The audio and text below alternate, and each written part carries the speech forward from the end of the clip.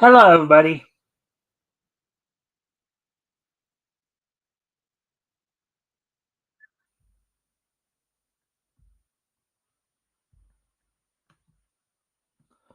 Alrighty then. So, let me just take this real quick here. There we go. Alrighty then. So, let me just take this real quick here.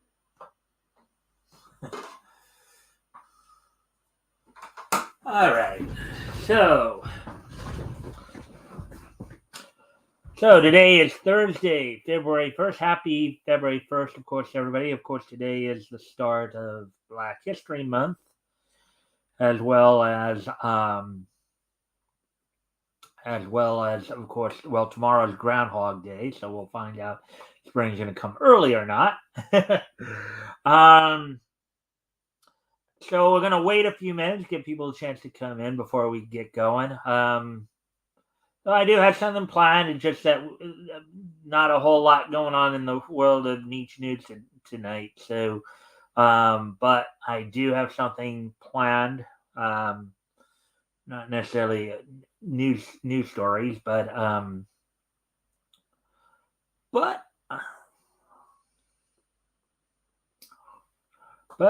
I do have a profile plan, so we're just, as I said, just waiting on some more people to show up. See, hopefully hopefully everybody's getting ready for a good weekend.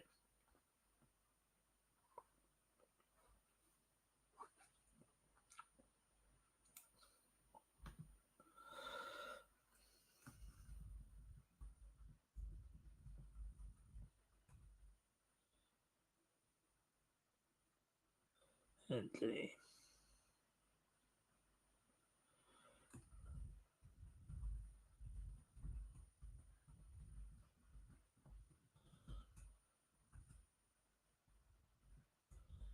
Gummy bears bouncing here and there and everywhere.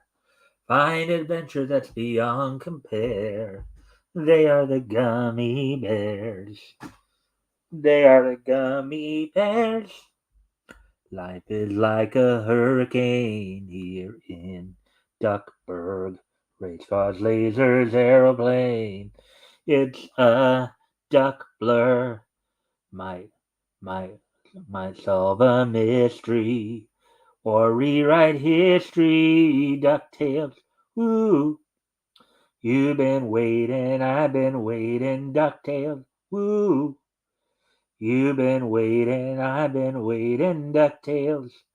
And it's a danger out to find you. Grab onto some DuckTales. Woo! You've been waiting, I've been waiting. DuckTales. Woo! You've been waiting, I've been waiting. DuckTales. Woo! Let's see now. So let's see. So yeah, okay, we're almost at the 4 minute mark. So all right, so I guess it is a good time to tell you guys what's on tap for tonight then. So tonight, as I said, not a whole lot of news out there going on. So what I did decide to do tonight is we're gonna go over the history, go over the history of. We're going to go back in time and look at Screen Gems Animation, which eventually became, of course, Screen Gems Television. Um, Screen Gems Animation was, of course, the company that kind of came out of Charles Mintz Productions and Winkler Productions. They had, of course, Color Rhapsodies, The Fox and the Crow. They had inherited. Let's see. Well, let's see. They also had Scrappy. Not Scrappy Doo, just Scrappy. They inherited Oswald. They had done some stuff for Disney with Oswald the Lucky Rabbit. It also inherited from Bray Productions. Let me just go back and take a quick peek. Oh, crazy! They had inherited the Crazy Cat shorts from Bray Productions.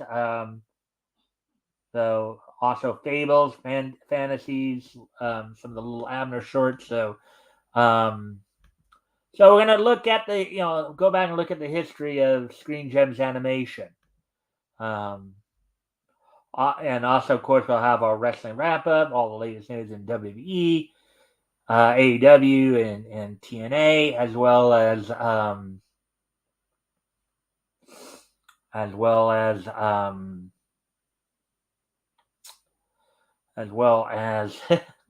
trying to think here.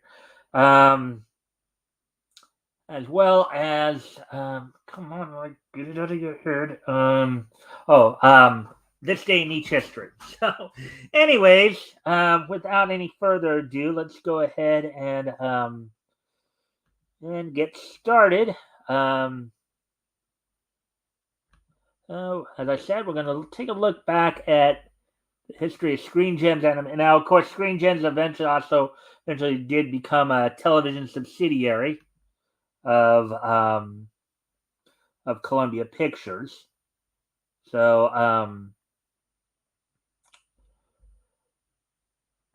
why don't we go ahead and get started here? So here we go. Screen Gems is an American film production company owned by Sony Pictures Entertainment. So that's their current status. A subsidiary of Japanese multinational conglomerate Sony Group Corporation. It has several different purposes for its parent companies. It has served several different purposes for its parent companies over the decades since its incorporation. Initially as a cartoon studio, then a television studio, later on as a film studio. Of course, we're going to focus on the cartoon studio portion of its history from 1921 to 1946. That's what we're going to focus on tonight. The label currently serves as a film production that specializes in genre films, mainly horror. Screen Gems is a member of the Motion Picture Association, MPA. So there we go. So that's the basic information. So now let's go ahead and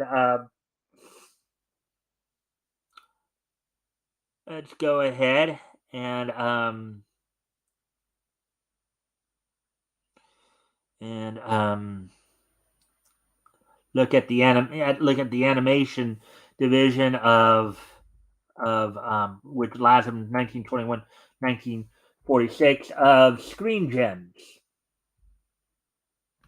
And as always, guys, if you haven't already, of course, if you guys can like and share the stream, see if we can get some more friendly people in here to engage. Also, if anything here grabs your attention, feel free to comment and or ask questions. I'll try to answer the questions to the best of my ability. So without any further ado, let's get into this. So, Screen Gems Animation Studio, 1921 to 1946. Early years, 1921 to 1933. When producer Pat Sullivan, because Pat Sullivan known for creating Felix the Cat, mind you, some of the earlier silent cartoons of Felix the Cat, came to Harry Warner to sign a contract with him on his and Otto Messmer's series Felix the Cat, he declined and instead told his soon-to-be former secretary, Margaret J. Winkler, that she should form her own company and take control of the distribution of the series.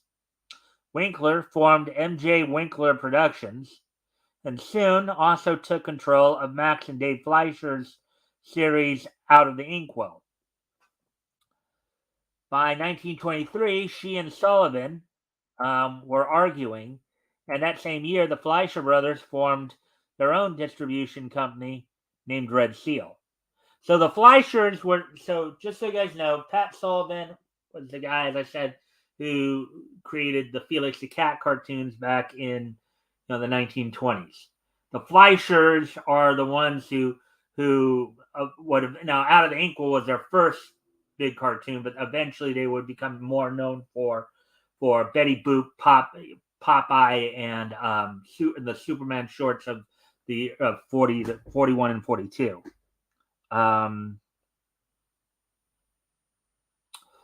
So as we continue on here, let's see. Winkler saw an unreleased short called Alice's Wonderland, a cartoon produced and directed by Walt Disney, and became impressed with the short. The two agreed to make a series about the cartoon. In 1924, Charles Mintz married Winkler, and the latter's career began to decline. Mintz quickly assumed Winkler's role in the company, later rebranding it Winkler Pictures.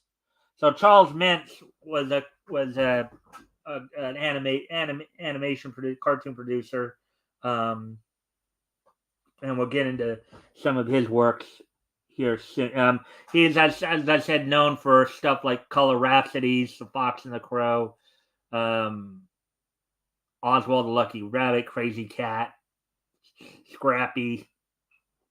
Um, in 1925, Winkler's renewal contract for the Felix shorts was written, yet Winkler declined to renew due to her dispute with Sullivan.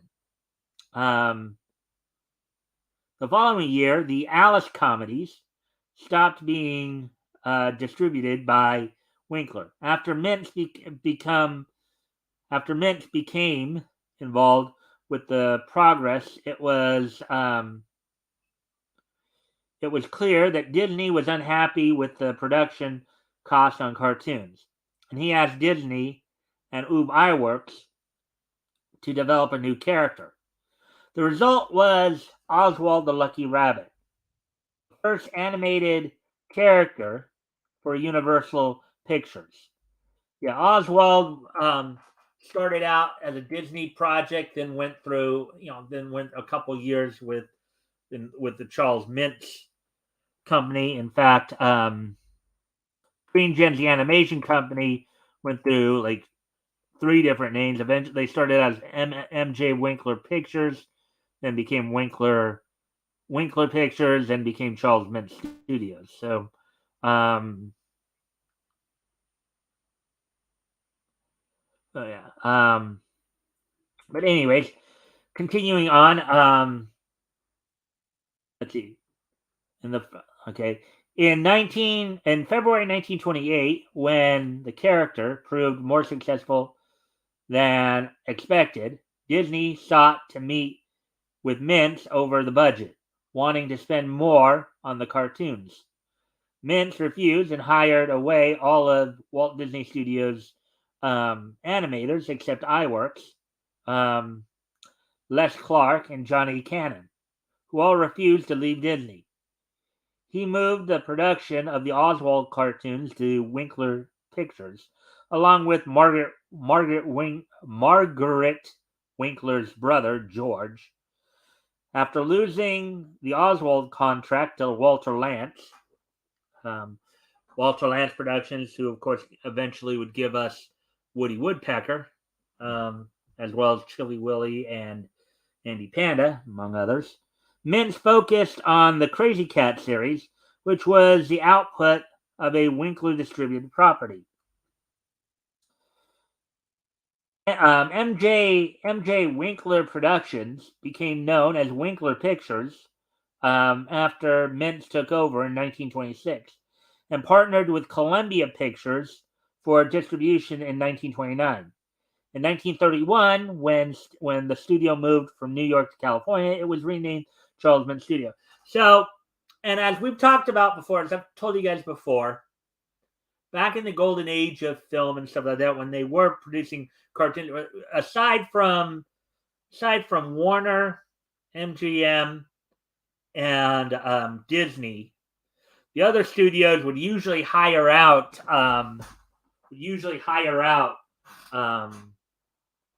cartoon studios to produce cartoons for them. Columbia would hire out Charles Mintz, whereas Universal, Walter Lantz,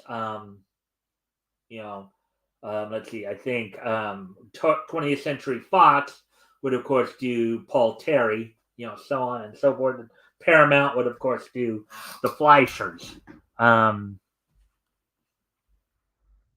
So, moving on here.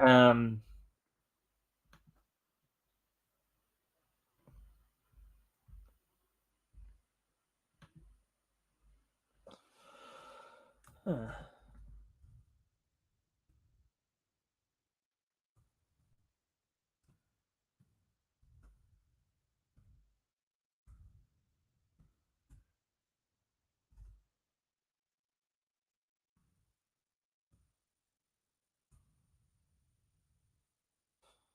right.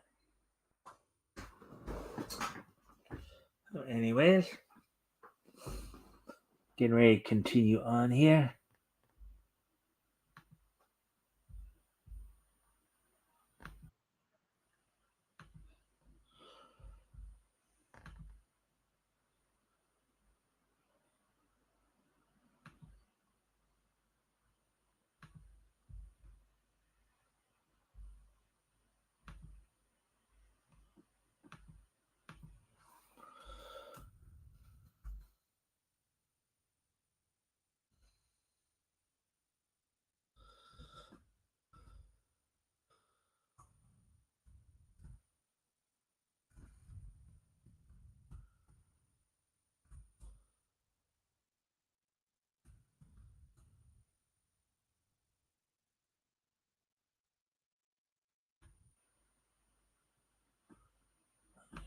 So, anyways. All right. So, becoming Screen Gems 1933 to 1946. The Charles Mint Studio became known as Screen Gems in 1933.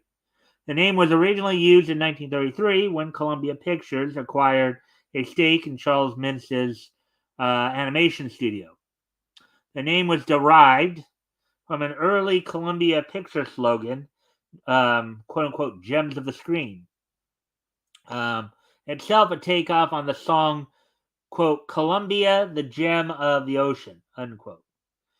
I wonder if that's Columbia University, the home of the Columbia Blue Lions. I wonder that's why that is.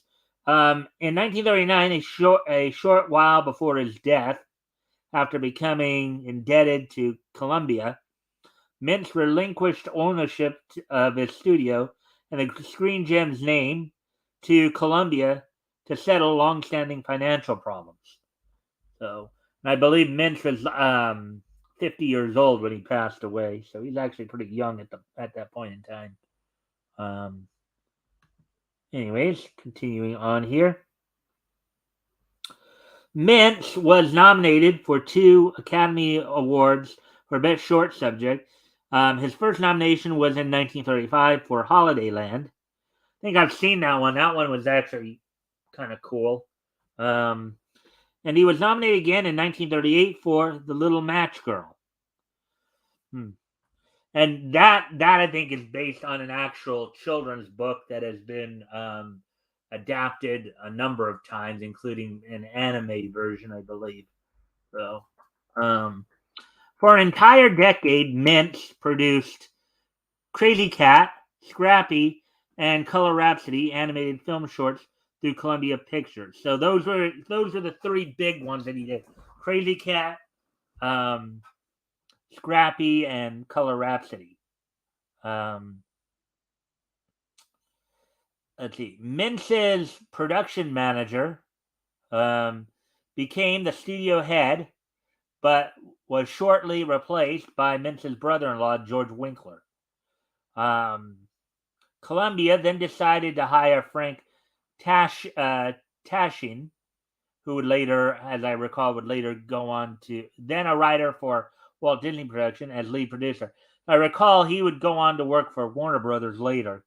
There, he would hire many displaced animators from the 1941 Disney animator strike, as well as making a decision of firing the bulk of the initial staff, included Arthur Davis, Manny Gold, Lou Lilly, Ben Harrison, and Winkler.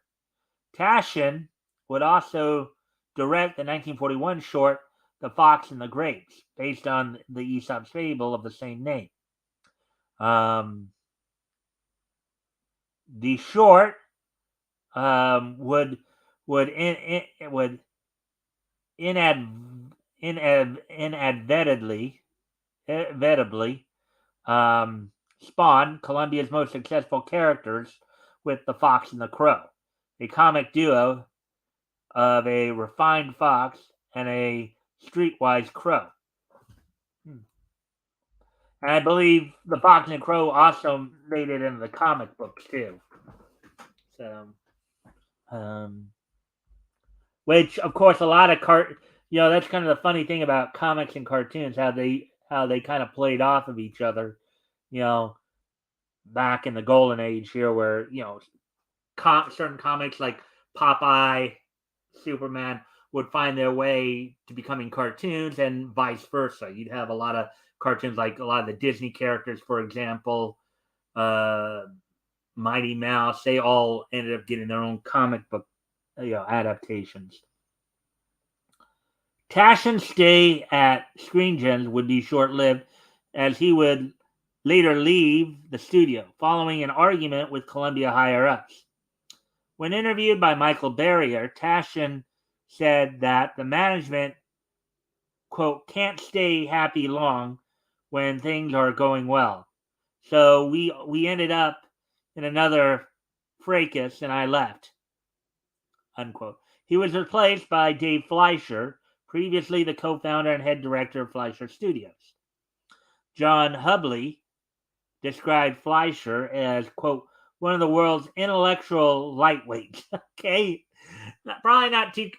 I know that Dave and Max, the two brothers, had some issues too over the years, where they, I think, really didn't speak to each other, for a long time before they finally made peace. I think when they, as he had very little involvement in the making of cartoons.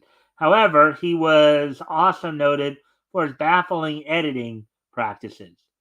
Dave was later fired and succeeded by a revolving door of producers, including musician Paul Worth, Three Stooges producer Hugh McCollum, and ex-Schlesinger assistants Ray Katz and Harry Binder. For those of you, they're talking about Leon Schlesinger, who was a producer with Warner Brothers in the 30s there as well. Some of the early black and white Warner cartoons were produced by Leon Schlesinger, including Bosco and Porky Pig.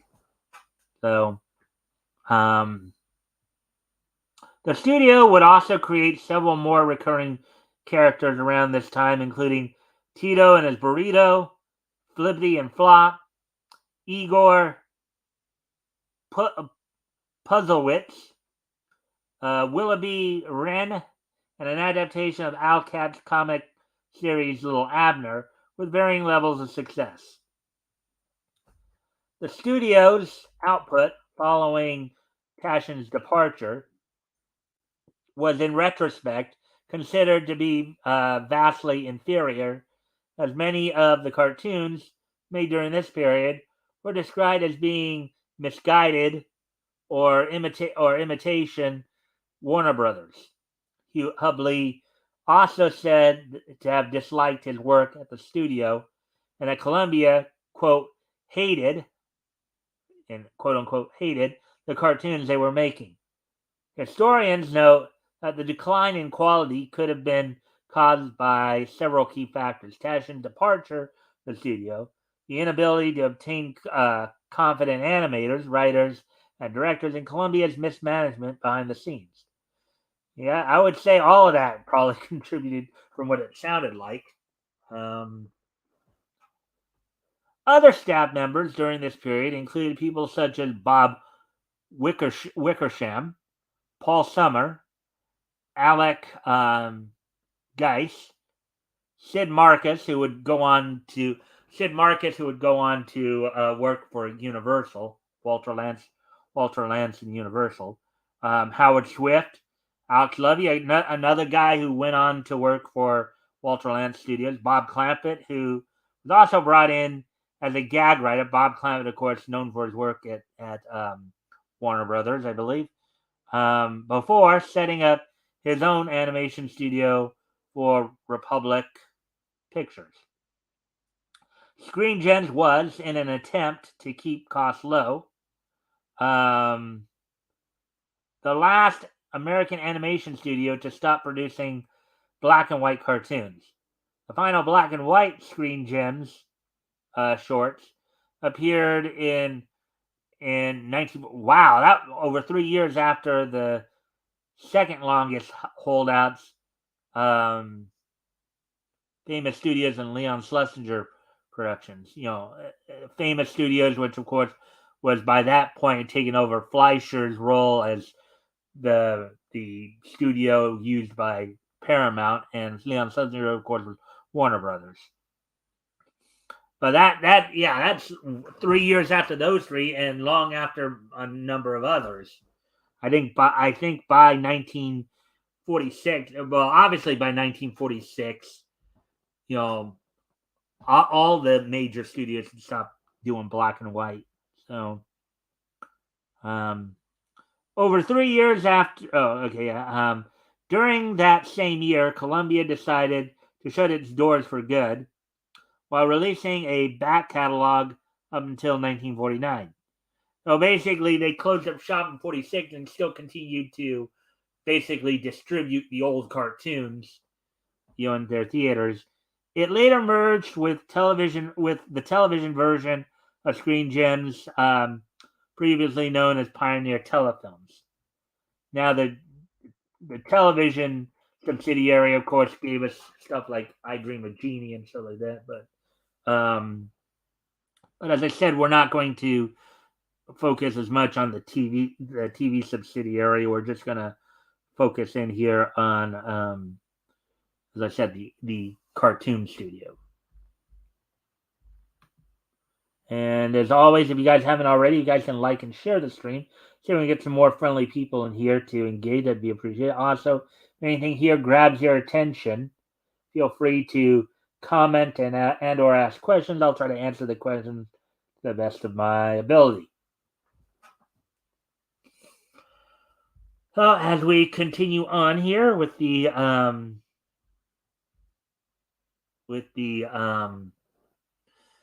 article here.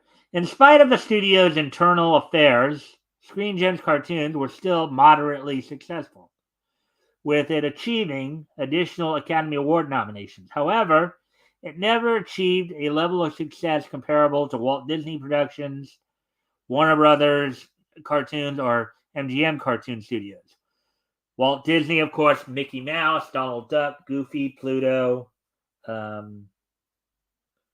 Warner Brothers, that's, of course, by this point, that was Bugs Bunny, Daffy Duck, Elmer Fudd, Porky Pig, Sylvester and Tweety, Granny. And then MGM, that was Tom and Jerry, Barney Bear, Droopy, Spike and Tyke.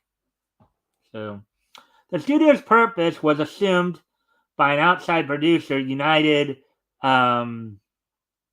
Productions of America, UPA, whose cartoons, including Gerald McBoing Boing and Mr. Magoo series, were major critical and commercial successes.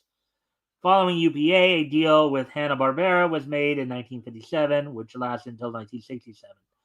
So once Screen Gems kind of started closing their doors, you had some of these other animation studios coming up, like UPA, which, as I said, was, of course, the home of Joe McBoing and Mr. Magoo, and then Hanna-Barbera, which, of course, that was Yogi Bear, Huckleberry Hound, Snagglepuss, Quick Draw McGraw, those characters. In 1999, Columbia TriStar International Television produced Totally Tuned In, a syndicated TV package showcasing Columbia's classic cartoon library.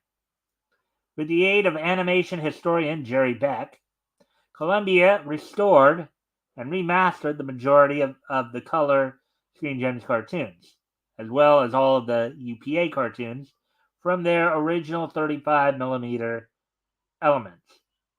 The show aired in several international markets before making its American television debut on Antenna TV on January 8, 2011. They would later be aired on Tune In With Me on NTV network in November 2020, and on occasion they still are. And in fact, I think sometime in I think it was 2022, they even had MeTV even had another block called Sunday Night Cartoons, in which they showcased a lot of the Screen Gem cartoons as well. Um, Despite these restoration efforts, Sony Pictures Home Entertainment has no current plans to release these shorts on DVD or Blu-ray. So that's it for that.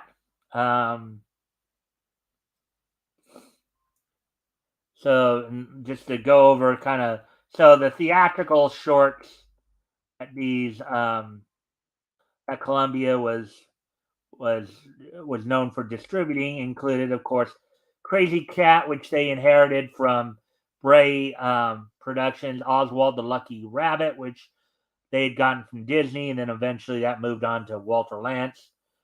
Scrappy was another long, Scrappy ran throughout the 30s. Color Rhapsodies was probably their most probably the most successful of all the having ran for 15 years there. Barney Google, who eventually went, I think that was one of those comic book characters that got Fables, Fantasies, The Fox and the Crow, Little Abner, Flippy. So basically, there you go with that. There you go with there we go with here we go with the with that. So let me see. So we still have a little bit of time here. Let me see if I can find something to report on other than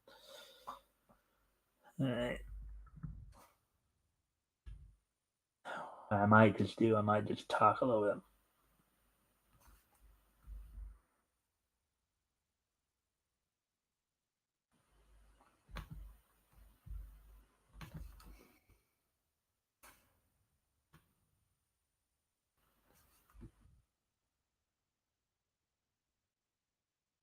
Yeah, that wasn't really all that.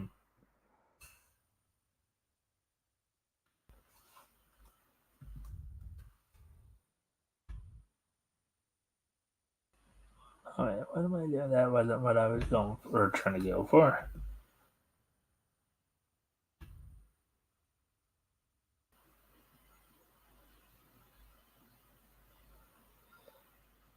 All right, yeah, there's not a whole lot. So, anyways, well, we do have a little more. Do have a few minutes to go here before. So, I guess we'll just talk a little bit more freely.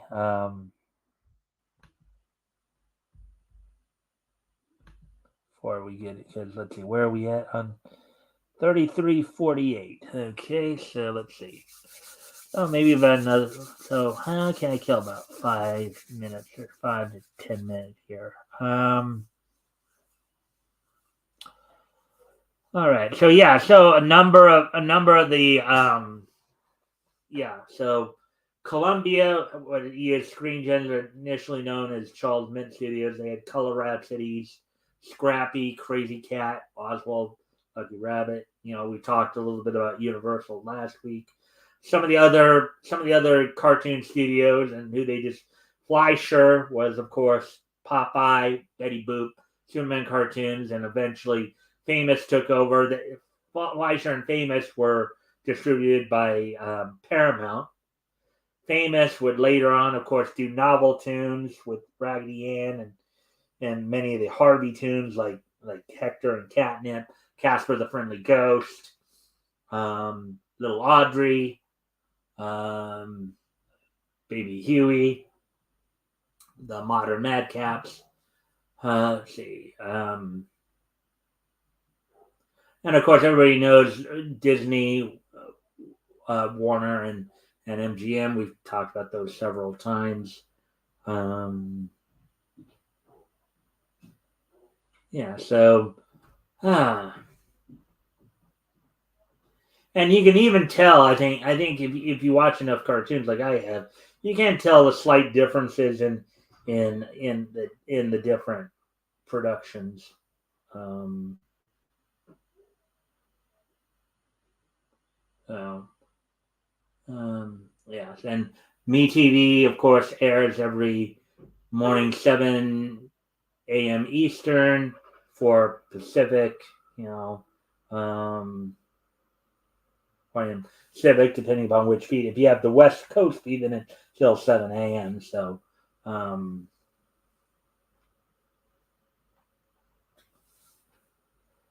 let's see now. So yeah, let's see. 3 minutes. Okay. Well, let's see. I guess I'll start moving on a little bit here to the wrestling wrap up. So let's see. WWE news. Again, not a whole lot came out in terms of WWE. I guess the one big thing is NXT, as an NXT star, Danny. I know one of the NXT girls apparently having double hip replacement.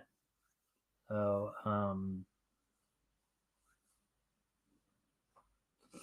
so,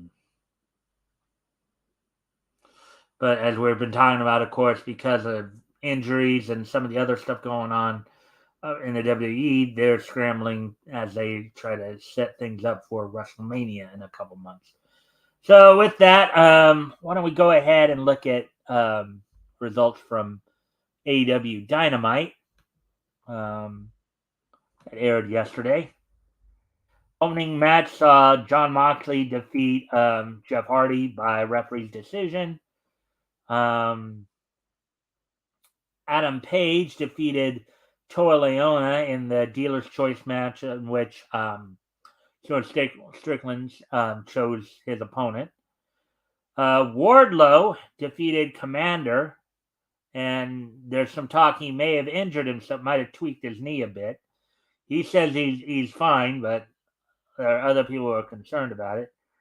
Chris Jericho defeated Kyle Fletcher. Um, Fletcher had, of course, Powerhouse Hobbs in his corner.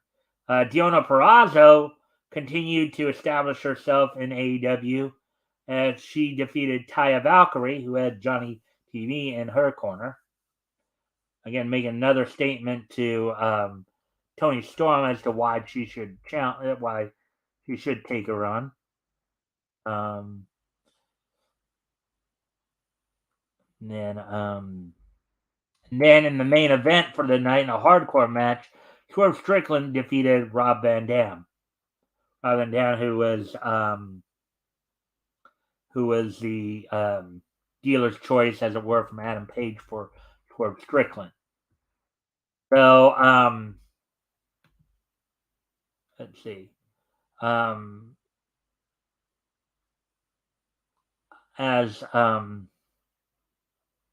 Anyways, as we now prepare to, let's see. So now, also on tonight's Impact, oops.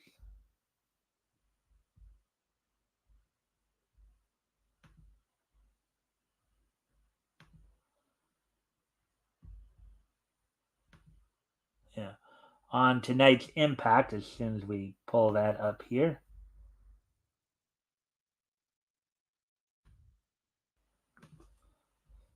On tonight's Impact, in the main event, we'll see in a best 2 out of 3 best 2 out of 3 series match. The Grizzled Young Vets challenge ABC for the TNA World Tag Team title match. And then also on the card tonight, Jody Threat challenges Masha Slamovich. As bit of a rivalry starting to develop between recently signed Danny Luna and Jody Threat and MK Ultra. In a non-title tag team match, Kurt Knockouts tag team champions Decay take on the team of Mila Moore and Savannah Thorne. Brian Myers of the System takes on Kevin Knight, and one half of the Rascals, Trey Miguel, takes on Nick Namath. So this, of course, tonight's Impact coming from the Osceola Heritage Park in Kissimmee, Florida. So that's all happening tonight.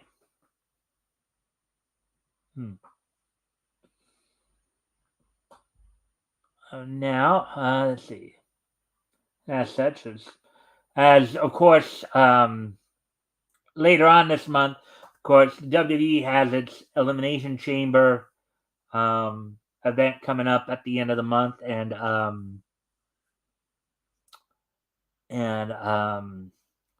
of course, I believe TNA has its No Surrender pay-per-view coming up at the end. Let me just double check that.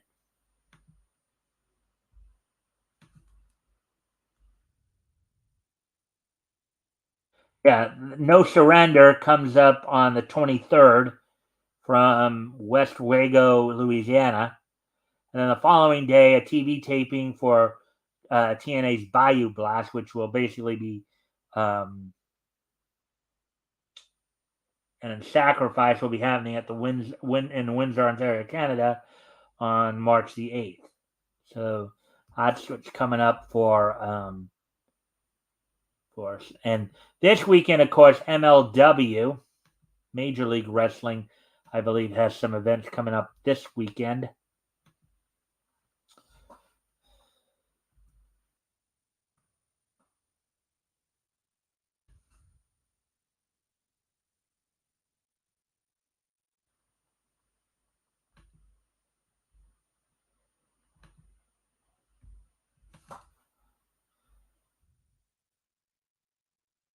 Yeah, for those of you in the Philadelphia, Pennsylvania area, for those wrestling fans, MLW will be having MLW Super Fight 2024 this Saturday, 3rd. It will also be airing on Thriller TV. The matches are as follows. The main event will see Alex Kane defending the MLW World Heavyweight title against Satoshi Kojima. Averno takes on Mystico. Yuji Nagata will be taking on Jacob Fatu. In a Haas fight match, Davey Boy Smith Jr. will take on the one called Manders. In a death match rules match, Sami Callihan takes on Akira. And for the MLW World Middleweight title, best 2 out of 3 match, Rocky Romero defends the title against Ichiban. That will be happening at the 2300 Arena in Philadelphia this Saturday. And the WWE, of course, will be having its Elimination Chamber event later in the month as well. So with that, why don't we go ahead now and get ready to move on to this day in Niche history. Today being Thursday, February 1st, 2023. Let's take a look back at this day in Niche history. History!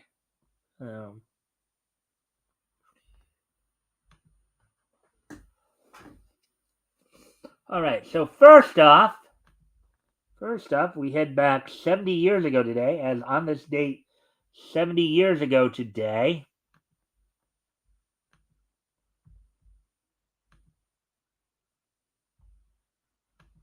the 90th issue of New Heroic Comics went on sale from Eastern Color on this date in 1951. This title, of course, went through a number of different titles, including regular fellas, heroic comics. But on this date in 1954, 70 years ago today, the 90th issue of New Heroic Comic went on sale from Eastern Color, sold for 10 cents and was 32 pages. So with that,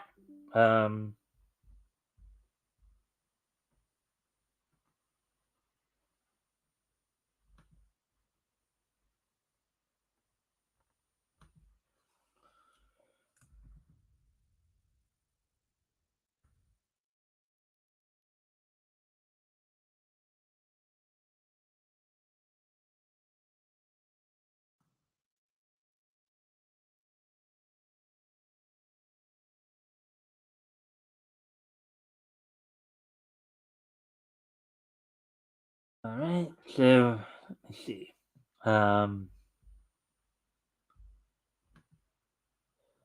so now I'm getting ready to move on to the next piece of niche history as we move ahead to 1999, which was 25 years ago today. As on this date in 1999, WCW held its Monday Night Raw event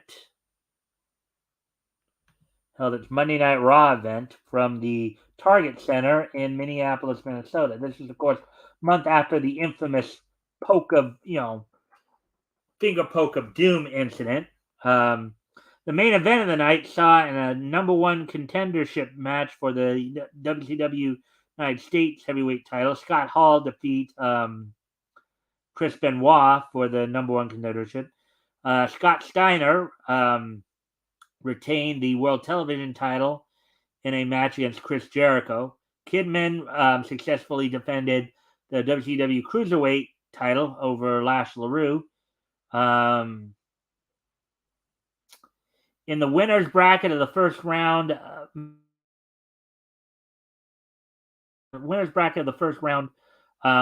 the WCW World Tag Team Title Tournament, Barry Windham and Kurt Hennig defeated Chris Benoit and Dean Malenko.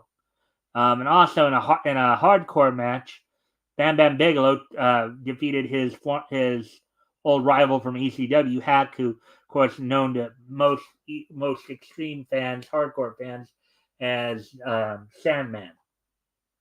So on this date, 25 years ago today, from the Target Center in Minneapolis, Minnesota, WCW held its Monday Night Raw event, or not? I'm sorry, not Monday Night Raw, Monday Nitro event.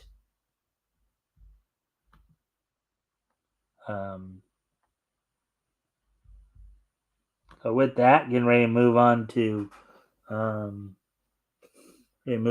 next piece of niche history. As on this date in 2004, which was 20 years ago today,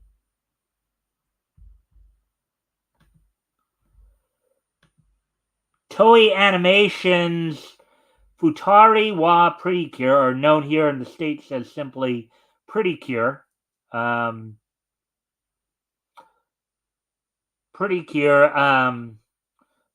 made its premiere on Japanese television on this date back in 2004. So 20 years ago today, Toei Animation's Pretty Cure premiered on Japanese television on this date 20 years ago today. The plot was Pretty Cure revolves around two girls, Nagisa Misumi and Honoka Yukishiro, who encounter Mipple and Mepple of the Garden of Light. They give them the power to transform into the emissaries of light, Cure Black and Cure White, to fight against the forces of the Dark Zone, a dimension of evil that has encroached on the Garden of Light and plans to invade the Garden of Rainbows, Earth. So that's pretty much, it's another magical girl anime. Obviously, pretty fun one. I've seen it before. It's pretty fun to watch. But on this date, 20 years ago today, Pretty Cure premiered in Japan, on Japanese TV. And finally, on this date, 10 years ago today, the 41st Annie Awards took place from Royce Hall in Los Angeles, California. The Annie Awards, or Animation Awards, have been a fixture since 1972. And this year, of course, and back in 2014, they presented awards in 35 categories, with, of course, Frozen and Monsters University getting the most nominations, Frozen getting the most awards with 5, including Best Animated Feature, Best Direction. Also, of course, that year, let's see.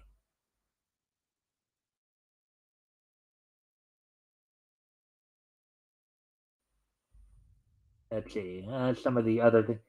Best animated feature was Frozen, of course. Best animated special production, Chipotle Scarecrow. Best animated short subject, Get a Horse from Walt Disney. Disney also cleaned house. Um, let's see, best general audience animated TV broadcast, preschool Disney's Sophia the First. Adventure Time for children's audience. General audience TV animated Futurama. The Last of Us, the best animated video game. Let's see. And for individual achievements, let's see, that year,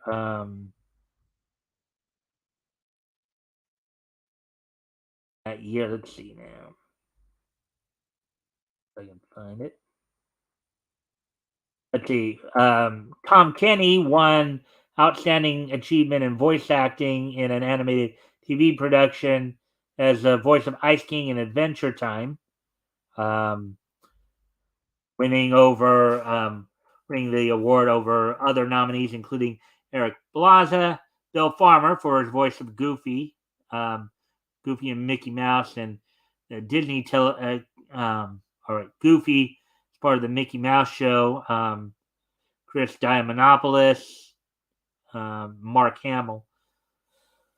Let's see, best achievement, outstanding achievement in voice acting in an animated feature. Josh Gad, the voice of Olaf in Frozen.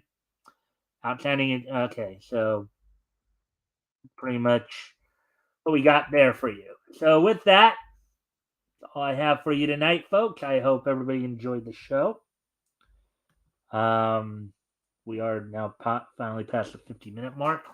So with that, I thank everybody for being here. Now, we'll be back here, of course, tomorrow with our weekly look back to comic history, as we will be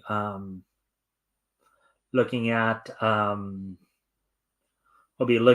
comics that went on sale in January 1940 from Lev Gleason, focusing in on Silver Street Comics Volume 1, Issue 3. We'll have a bunch of introductions. And of course, Apex will be my co-host for the night. So, I hope to see everybody back here tomorrow. Bye.